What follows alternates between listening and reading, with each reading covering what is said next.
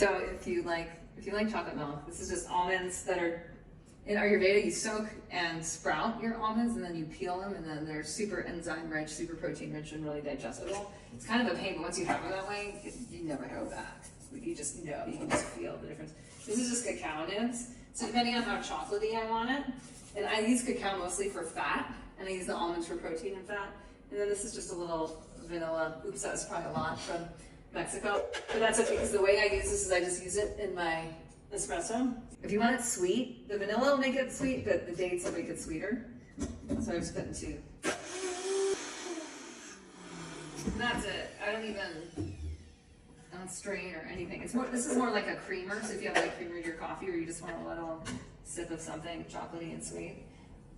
And that's it.